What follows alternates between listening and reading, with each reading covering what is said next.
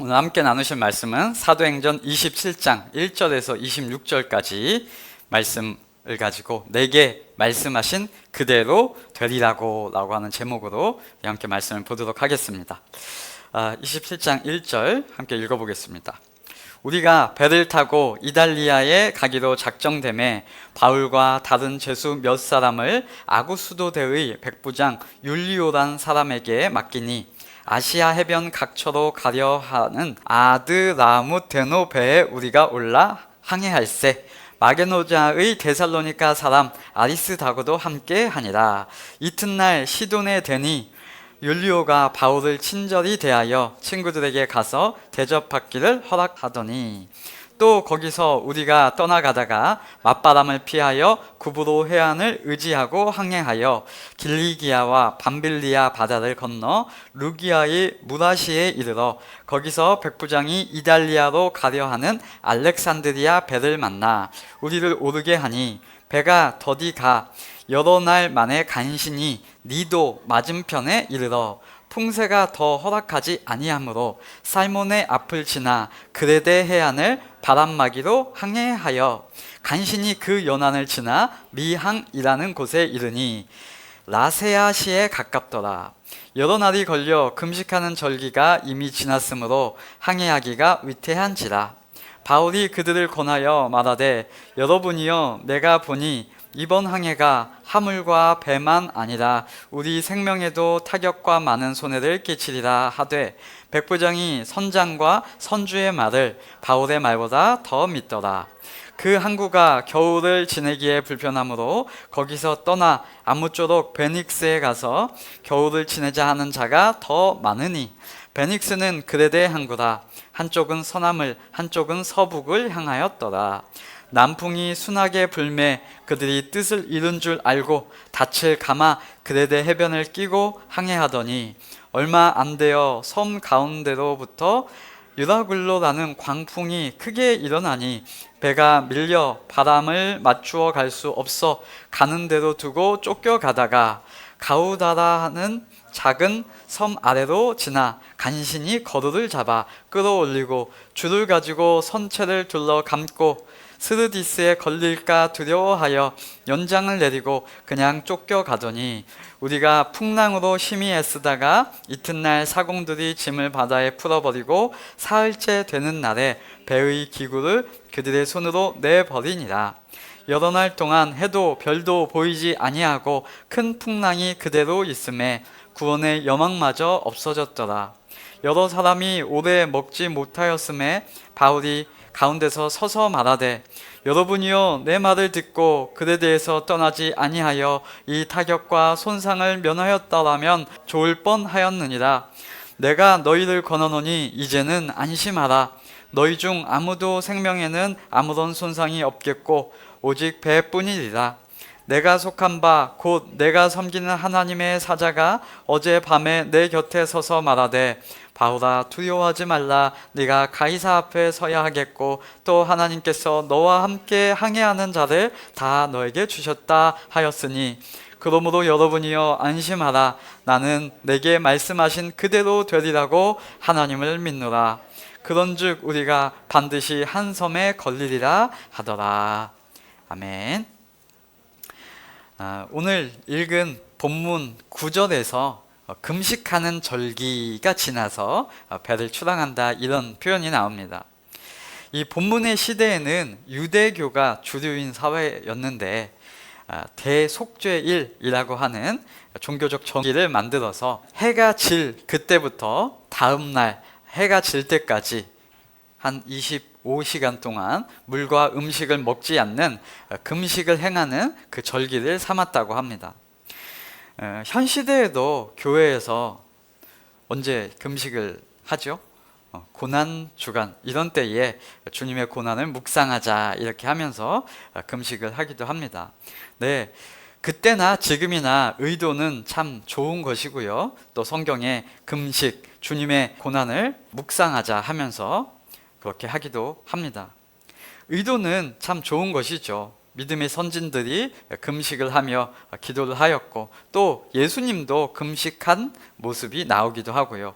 이러한 시기에 예수님을 생각하면서 주님을 묵상하자 하는 좋은 의도라고 생각합니다.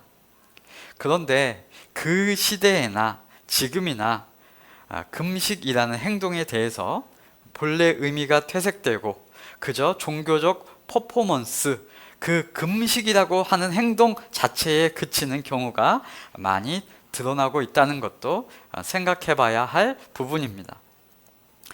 예수님의 고난의 의미가 무엇인지, 또 그러한 금식을 하는 것이 주님의 고난에 동참되는 것인지 여러 가지 생각해 보아야 할 그런 부분이 있습니다. 이런 일이 있었대요. 교회에서 금식을 하자고 하니까 어떤 한 분이 맘 먹고 금식을 이제 시작을 했답니다. 금식을 하자고 하는데 목사님이 금식하면 그거 기도 응답도 잘 해주시고 배고파서 또 힘이 빠지면, 육체의 힘이 빠지면 이제 영적인 것이 더 강해진다 라고 하면서 그런 얘기를 하니까, 그래 하루 정도 금식할 수 있지 하면서 금식하자 하고 굶기를 이 사람이 시작했답니다.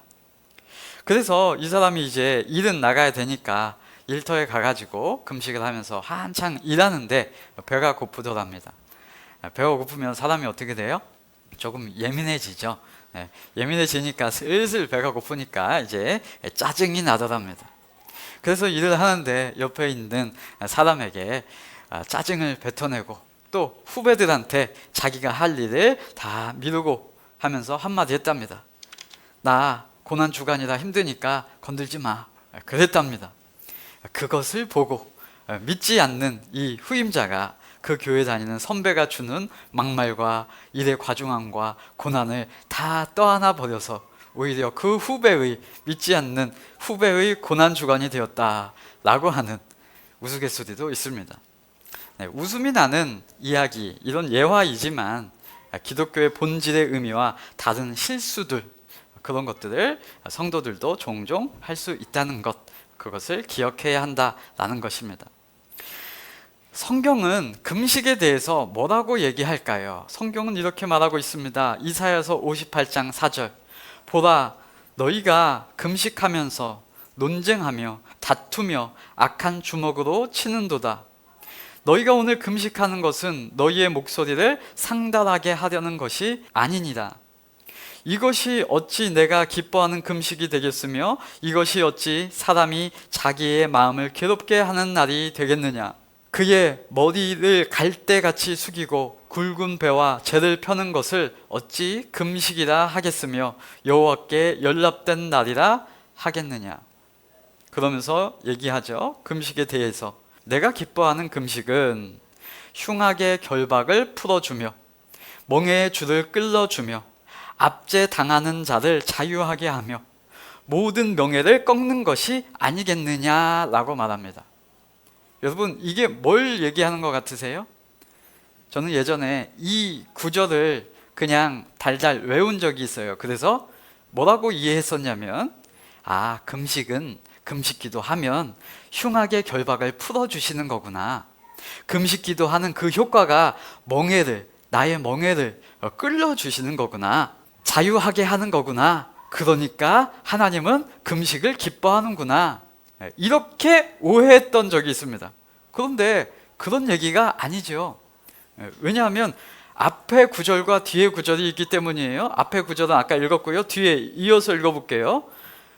또 줄인 자에게 너의 양식을 나누어 주며 유리하는 빈민을 집에 들이며 헐벗은 자를 보면 입히며 또 내 굴욕을 피하여 스스로 숨지 아니하는 것이 아니겠느냐. 하나님이 기뻐하는 금식이 뭐라고 하십니까?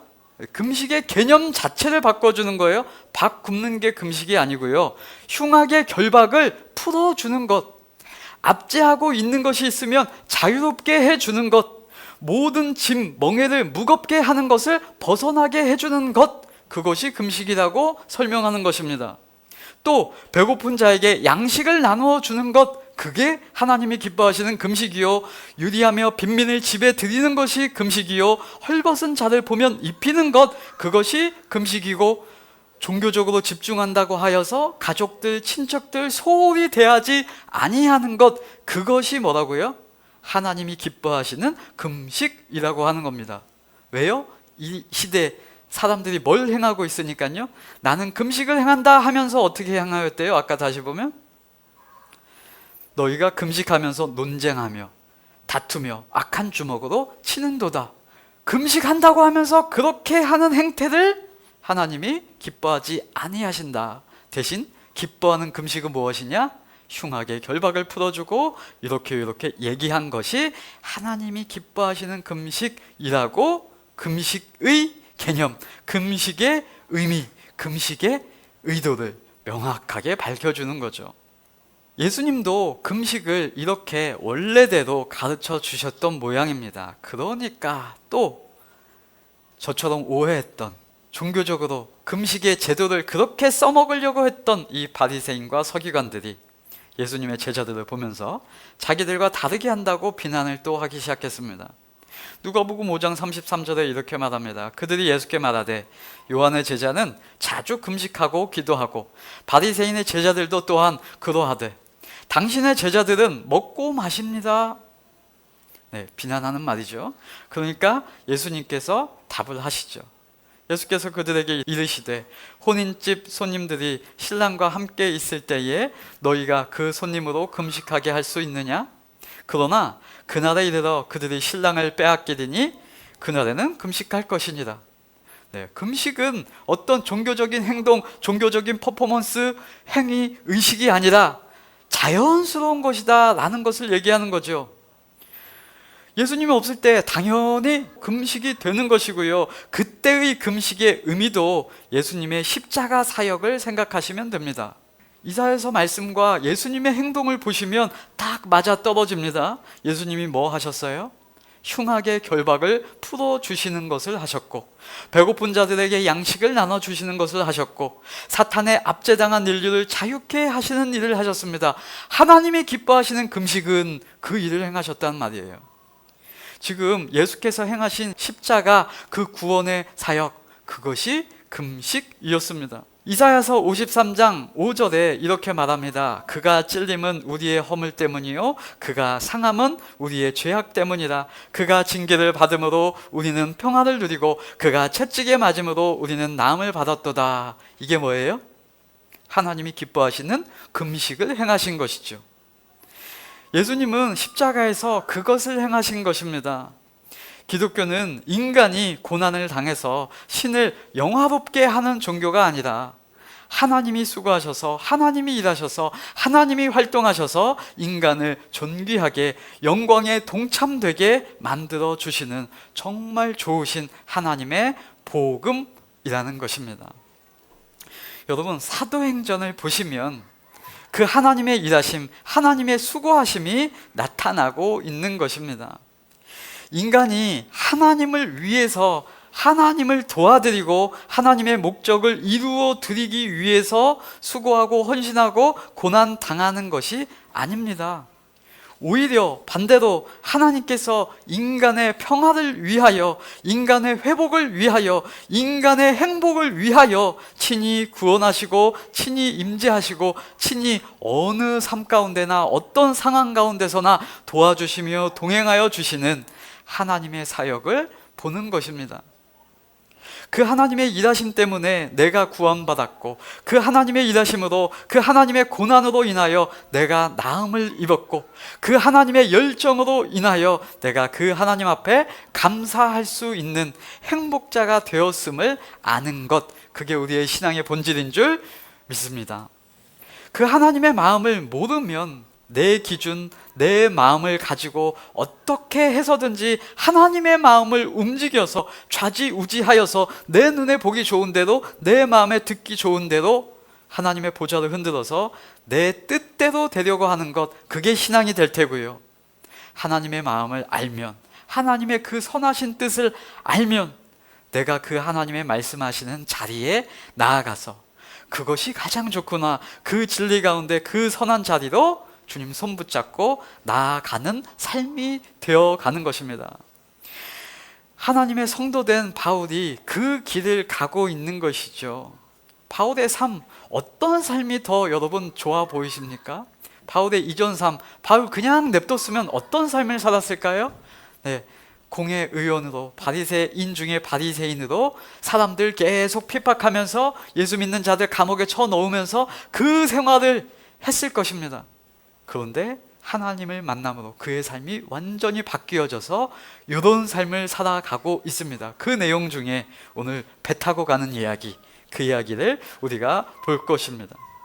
하나님의 성도된 이 바울이 그 길을 가고 있는데 억울함을 참고 가기 싫은데 고통 속에서 금식하면서 그렇게 가나요? 결연한 의지와 사명감으로 그 일을 행하고 있나요?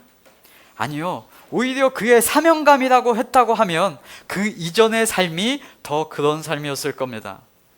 성경을 덮고 생각하면 바울을 떠올리면 힘들었겠다, 어려웠겠다, 그런 인식이 떠오르고 바울이 정말 사명감으로 억지로 그 일을 행했을 것 같다라는 마음이 드는데 성경을 펴고 읽어보면 다릅니다. 오히려 담대함과 오히려 기쁨과 오히려 신바람 나겠다, 바울의 삶이 정말 재밌었겠다, 네, 이런 평안과 여유가 돋보입니다. 성경을 덮어놓고 믿지 마시고 읽어가며 우리는 믿어야 하는 것입니다. 사도행전은 지금 바울이 하나님의 뜻을 이루어 드리려고 고생하며 살아가는 것이 아니라 바울은 자기의 변화된 삶을, 자기가 원하는 그 삶을 살아가는 거예요. 바울의 삶 가운데 하나님이 어떻게 그 삶 가운데 이제 도우시며 말씀하시며 인도해 주시며 그 어려운 태풍 중에도 오늘 도우시는가, 그 내용을 우리는 보는 것입니다. 자, 27장을 우리가 쭉 읽었는데요, 발음도 잘 안 될 만큼 어려운 지명과 배가 항해하는 내륙에 태어난 저로서는 잘 이해되지 않는 이야기가 쭉 나옵니다. 이게 배를 모르는 사람인, 또 지중해 쪽 출신이 아닌 저와 여러분이 읽을 때는 뭔 말인가 싶은데요, 뱃사람이, 항해사들이 이 글을 읽으면 이렇게 정교하게 항해 일지를 썼나 싶을 만큼 정말 놀라운 기록이라고 합니다. 실제 그 항해를 안 한 사람은 이렇게 기록할 수가 없다라고 하는 증거가 될 기록이라고 말할 만큼 이렇게 상세하게 설명을 하고 있다는 것입니다. 어떤 항로로 갔을까? 그것은 첨부해드린 지도를 보시면 되고요. 지금 이스라엘 지역에서 가이사랴에서 이제 시돈으로 갔다가 시돈에서 이제 배를 태워가지고 이제 쭉 가는 거죠. 지금 이스라엘 지역에서 지중해에 배를 띄워서 이탈리아, 로마로 지금 피고인 바울을 압송하는 과정입니다. 바울이 상소를 했기 때문에 로마에 있는 황제 앞에 서게 되는 곳까지 가는 과정입니다. 배를 타고 가는데 몇 날 며칠이 계속 바뀌죠. 요즘처럼 비행기 타고 하루 만에 지구 반대편까지 가는 게 아니라 오랜 시간 바람을 타고 가는 겁니다. 거기다가 배를 중간에 한번 또 환승을 해서 갑니다. 요즘은 지구 반대편에 있는 지역까지 직항으로 한 번에 비행기를 타고 갈 수 있습니다. 제가 미국 애틀랜타에 잠시 있었는데요, 그곳이 한국에서 직항으로 갈 수 있는 가장 먼 지역이라고 하더라고요. 거기 가니까 그런 얘기를 거기 사는 분들이 얘기를 해주시더라고요. 직항으로 가면 14시간 정도 걸리고요, 환승해서 가면 환승 시간에 따라 다른데 저희가 저희 아내랑 갔을 때는 한 27시간 정도 걸렸습니다. 환승을 했기 때문에. 근데 직항으로 가면 하루도 안 걸릴 14시간 정도 걸립니다. 근데 그 시절, 이 성경의 시절에 바울은 태평양도 아니고 같은 지중해 연안으로 가는데도 몇 날 며칠이 걸렸다는 겁니다. 자, 그러면 그런 항해 일지 같은 이런 긴 기록을 사도행전 27장에서 왜 기록해 놓아서 우리에게 보여주고 있는 것일까요? 한번 그 생각을 하면서 보겠습니다. 배가 이제 여러 날이 걸려서 미항이라고 하는 곳에 도착을 했습니다. 이제 정비를 하고 또 가려고 하는 거죠. 미항이라는 곳 찾아보면 여기 중간쯤에 있습니다. 정비를 해서 가려고 하는데 바울이 절기와 때를 딱 보면서 항해하기가 좀 위태로울 것 같다라고 말을 합니다. 그 항해사하고 그 사람들한테 권면하는 거죠. 10절, 여러분이요, 제가 보니까 이번 항해가 수화물 이런 것뿐만 아니라 물건뿐만 아니라 배 이런 것뿐만 아니라 우리의 생명에도 타격과 손해가 있을 것 같습니다. 그러니까 뭔 말이에요? 항해 떠나지 말자, 좀 늦게 가자 라고 하는 것이죠. 자, 이 말을 피고인 바울이 압송하는 책임자 백부장에게 하는데 그 말을 백부장이 들을까요? 안 들을까요? 잘 안 듣죠. 안 듣는 게 당연합니다. 왜냐하면 일단 피고인 말은 무슨 꼼수가 있는가 해서 의심스럽고요. 또 그보다 더 잘 아는 자, 선장, 맨날 배 타고 다니는 자, 선주의 말을 더 믿더라 라고 하는 거죠. 그리고 많은 사람들이 또 어떤 말을 하냐면 대세가 이겁니다. 12절. 그 항구가 겨울을 지내기에 불편함으로 거기서 떠나 아무쪼록 피닉스라고 하는 그 지역에 가서 겨울을 지내자, 좀 더 가서 그곳에서 지내자 라고 하는 겁니다. 그러나 바울은 그렇게 얘기하지 않았고 그렇게 생각하지 않았습니다. 그 근거가 있죠. 바울도 배를 좀 타봤고요. 금식절기가 지나서 이제 10월쯤이라고 해요. 그러니까 겨울이 이제 다가오는 그때에 가장 항해가 위험할 수 있다라는 것을 근거로 얘기를 하는 거죠. 바울도 이전에 이쪽에 지중해 연안을 많이 다녔으니까, 배도 타봤으니까 안 가는 것이 좋겠다고 말을 했습니다. 그런데 이 바울의 말보다, 이 피고인 바울의 말보다 더 권위 있는 자, 그리고 다수의 말을 듣습니다. 네, 세상은 그렇게 하는 거예요. 세상은 뭐를 따를까요? 일단 권위를 따르고요, 또 다수결을 따르는 것입니다. 여러분, 세상에서 혹시 내 말을 잘 듣게 하려면 어떻게 하시면 됩니까? 일단 뭐가 됐든 어떻게 하든 간에 높은 자리에 오르십시오. 권위 있는 위치를 차지하십시오. 그리고 내 말을 따라줄 사람들을 많이 만들어서 선동을 하십시오. 그러면 말이 이제 잘 먹힐 겁니다. 그런데 문제가 있습니다. 우리 성도의 현실의 모습을 딱 볼까요? 그런 자인가요? 이 땅에 사는 많은 성도들의 모습을 바울이 이렇게 표현하고 있습니다. 고린도전서 1장 26절에 형제들아, 너희들 부르심을 보라. 육체를 따라 지혜로운 자가 많지 아니하며 능한 자가 많지 아니하며 문벌 좋은 자가 많지 아니하도다. 네, 저와 여러분을 다 싸잡아서 이렇게 말하는 바울을 제가 대신해서 심심한 사과의 말씀을 드립니다. 그러나 여러분, 실상이 그렇죠. 실상이. 여러분, 우리 모습을 보세요. 명예가 어디 있습니까? 네, 세상과 비교해 봐서 어떤 성도님이 명예가 있다고 해도 저기 미국 부자 앞에 딱 세워놓으면 당연히 위축되는 것이고요. 우리를 보세요. 지혜 있는 자가 많나요? 능력 있는 자가 많이 있나요? 학벌이 좋은가요? 네, 어디다 학벌을 갖다 대나요? 네, 그저 다 우리 모두가 은혜 아니면 못 사는 자들입니다. 지금 하나님의 성도 이 바울의 모습을 보실까요? 지금 이 배에서 가장 영향력이 없는 자 누굴까요? 네, 바울이에요. 말을 해도 사람들이 그 사람 말은 잘 안 듣고 하찮이 여길 그 사람 바울입니다. 뱃사람도 아니고요. 그 사람 말을 들을 이유가 없고요. 바울은 지금 권위가 바닥입니다. 옛날이었으면 좀 낫죠. 옛날이었으면. 그러나 지금 바울의 권위, 바울의 위치는 바닥입니다. 1순위, 그 배를 몰아가자고 했던 백부장이었을 수 있고, 2순위 그 배의 선장, 선주일 것이고, 3순위 항해사, 그 배에 대해서 잘 아는 그런 사람들, 사공들, 간수들, 이런 사람일 것입니다. 그리고 맨 밑에 바닥에 피고인 바울의 권위가 땅에 떨어져 있겠죠. 자, 그럼 이때 이런 말씀을 딱 가지고 적용을 어떻게 할까요? 이렇게 혹시 적용하면 될까요? 자, 여러분, 사람들 말을 듣게 하기 위해서 저와 여러분은 백부장이 되셔야 합니다. 여러분, 복음을 전했는데 사람들이 찌질하면 말을 듣습니까? 안 듣습니까? 백부장 정도는 되셔야 100명들에게 영향력을 미칠 수 있습니다. 더 나아가서 선장이 됩시다. 더 나아가서 높은 자리를 차지합시다. 여러분, 다 높은 자리를 차지해서 복음을 전해야 여러분의 말빨이 먹힙니다. 이렇게 성경, 이렇게 교회에서 교훈이 나오면 혹 도전이 되고 젊은이들에게 동기부여가 되는 데에는 좋은 말이긴 하지만 기독교의 복음은 아닙니다. 그럼 성경은 왜 이런 모습을 기록하고 있을까요? 바울의 그 상황이 어떻게 이어지는지 한번 보도록 하겠습니다. 자, 그 미천한 죄수, 피고인 신분을 가진 권위가 없는 자, 다수에 속하지 않는, 지금 영향력이 제일 없는 이 바울이 말한 바가 어떻게 되는지를 보겠습니다. 자, 이제 출항을 했어요.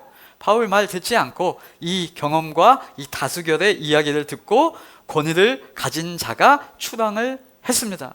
근데 13절인 거예요. 남풍이 순하게 불매 그들이 뜻을 이룬 줄 알고 처음에는 잘 가는 것 같았습니다. 그래, 역시 대세를 따라가야 되고 역시 권위 있는 자 말을 듣는 거야, 리더가 중요한 거야 하고 갔습니다. 그래서 그레데 해변을 끼고 잘 항해해서 갔는데 14절이 생겼습니다. 얼마 안 돼요. 섬 가운데로부터 유라굴로라는 광풍이 크게 일어나니, 이 유라굴로라는 말을 찾아보니까 이 지중해 해안에서 발생하는 태풍과 같은 바람 이름을 이렇게 부르더라고요. 광풍, 엄청 큰 바람, 이렇게 그것이 일어났다라고 얘기합니다.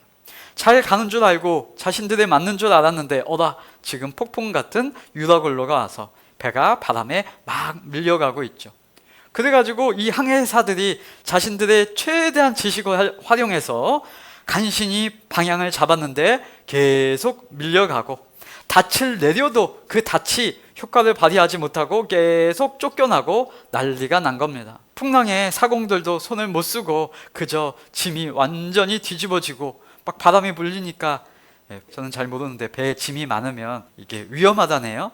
무거우니까 가라앉으면 살짝 기울어지면 배가 침몰할 수도 있으니까, 또 이 짐이 한쪽으로 싹 몰리면 또 뒤집어지기 쉬우니까 어떻게 했대요?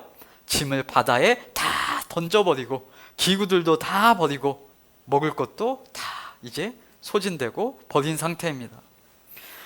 그래서 이제 여러 날, 몇 날 며칠 해도 별도 없이 태풍, 큰 바람 가운데 난리에 난리를 당한 겁니다. 뭐라고 표현하냐면 구원의 여망마저, 최소한의 그 소망마저 없어졌습니다. 그때 이제 바울이 얘기를 합니다. 여러분은 내 말을 듣고 크레타에서 출항하지 않았어야 했습니다. 그랬으면 이런 재난과 손실은 당하지 않았었을 겁니다. 그러나 이제 나는 여러분에게 권합니다. 기운을 내십시오. 이 배만 잃을 뿐 여러분 가운데 한 사람도 목숨을 잃지는 않을 것입니다. 바로 지난밤에 나의 주님이시고 내가 섬기시는 분이신 하나님의 천사가 내 곁에 서서 이렇게 말씀하셨습니다. 바울아, 두려워하지 말아라. 너는 반드시 황제 앞에 서야 한다. 봐라, 하나님께서는 너와 함께 타고 가는 모든 사람의 안전을 너에게 맡겨주셨다 하고 말씀하셨습니다. 그러므로 여러분, 힘을 내십시오. 나는 하나님께서 나에게 말씀하신 그대로 되리라고 믿습니다. 우리는 반드시 어떤 섬에 밀려가 닿게 될 것입니다. 절망일 그때에 하나님의 일하심을 선포하는 거예요. 여러분 안심하세요.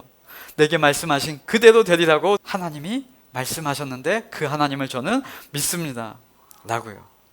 여러분, 이것이 성도의 담대함이지요.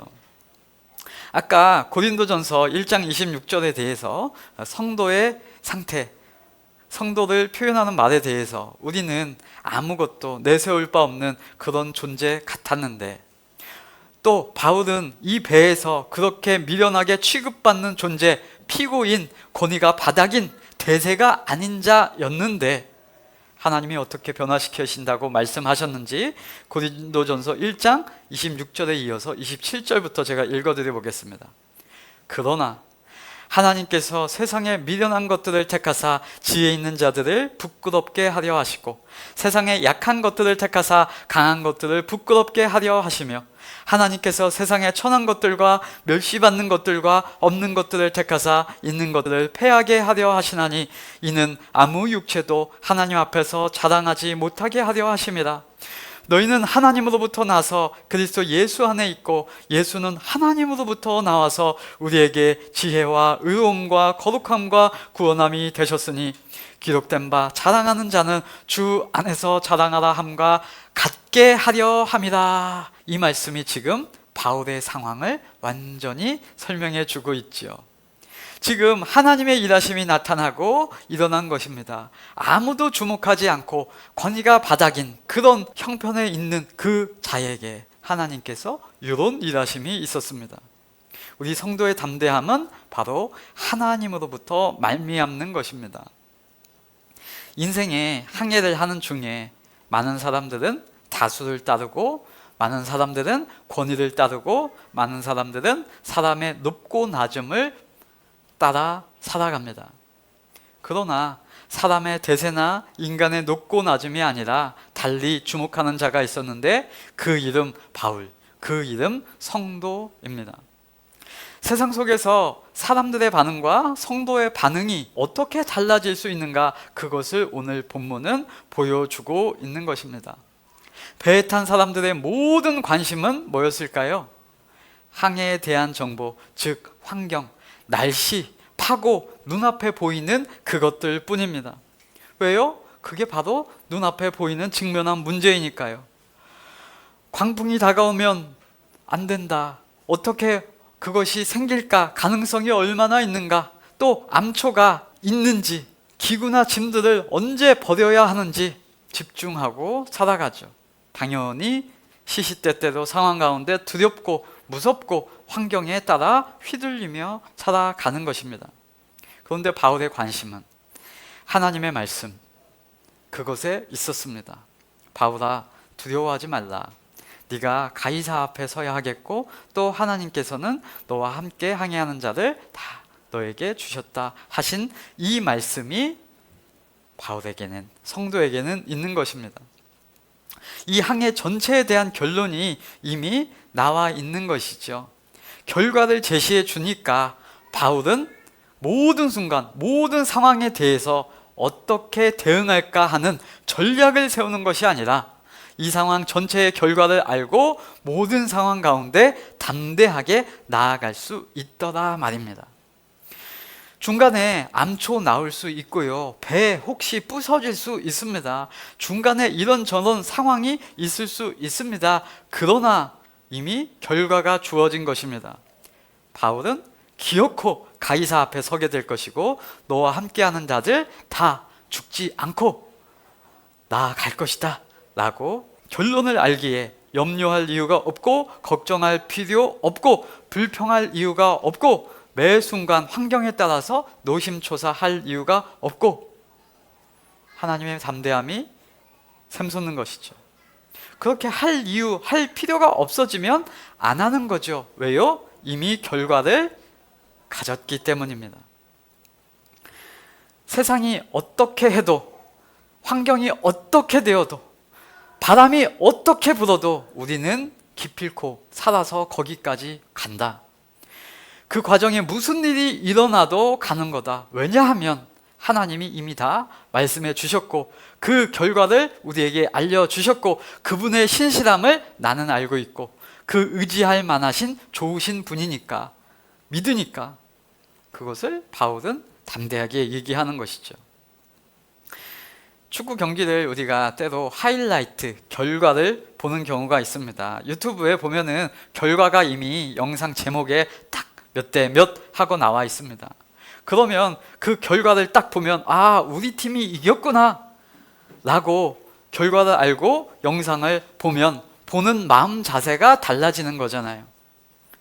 보는데 계속 전반전에 밀려, 막 부상도 당하고 나가, 막 몇 명이 퇴장을 당해.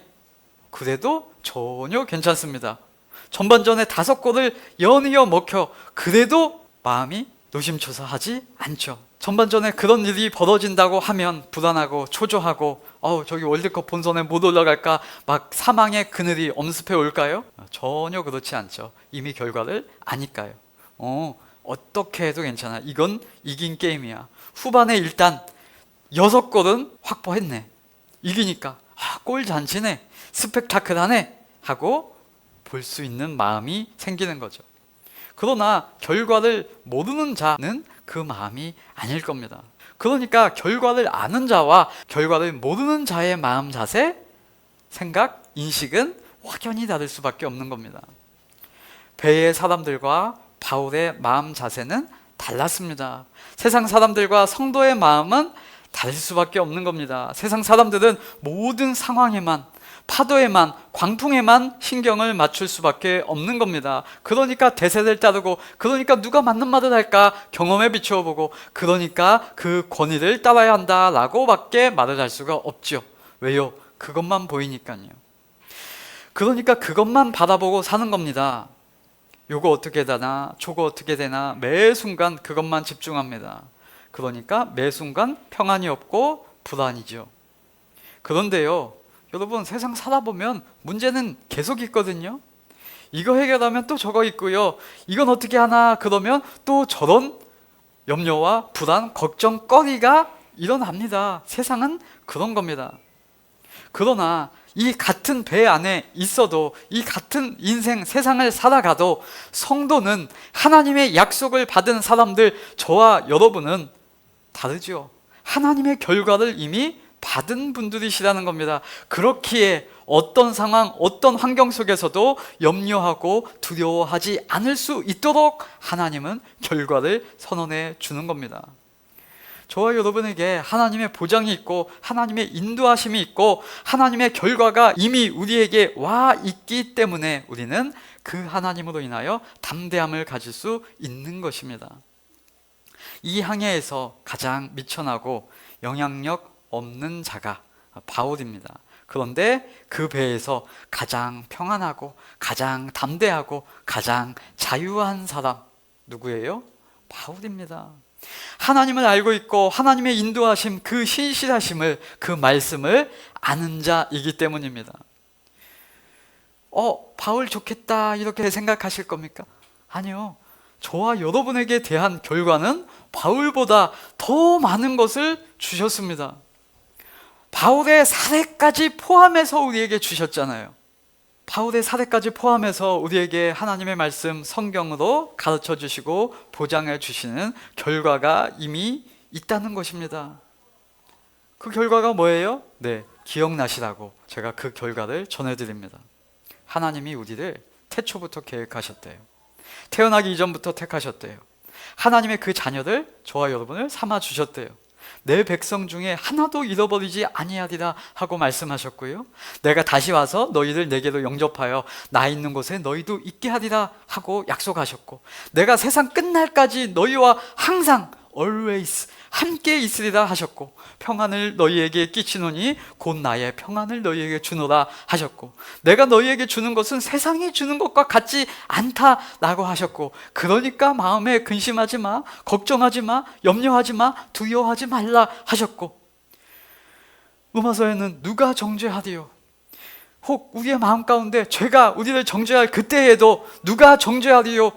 죽으실 뿐만 아니라 다시 살아나신 이는 그리스도 예수시니 그 하나님 우편에 계신 자요 우리를 위하여 강구하시는 자신이라. 누가 우리를 그리스도의 사랑에서 끊으리요? 환난이나 곤고나 박해나 기근이나 적신이나 위험이나 칼이랴.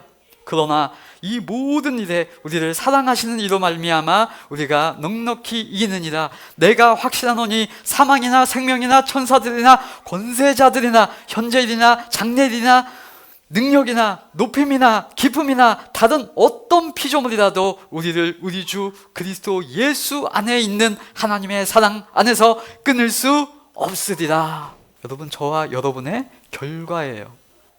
그 결과를 저와 여러분은 붙잡고, 때때로 우리 삶에 풍랑 유라굴로가 올 수 있죠. 내 자연 현상으로도 오고요, 여러 가지 상황적으로 또 실수로도, 가지 말자고 했는데 간 것으로도 나타날 수 있습니다. 그럴 때에 이렇게 약속하신 그 하나님이 변함없으시고 신실하신 줄 저와 여러분은 아셔서 나는 하나님이 내게 말씀하신 그대로 되리라고 하나님을 믿노라 고백하며 나아가는 저와 여러분이 삶이 되기를 소망합니다. 그 확증된 삶, 성취된 삶으로서의 결과를 주신 그 하나님으로 인하여 복분 가운데 담대하게, 평안 가운데 복된 그 하나님이 주신 열매를 풍성하게 만끽하며 살아가시기를 예수 그리스도 이름으로 축복합니다.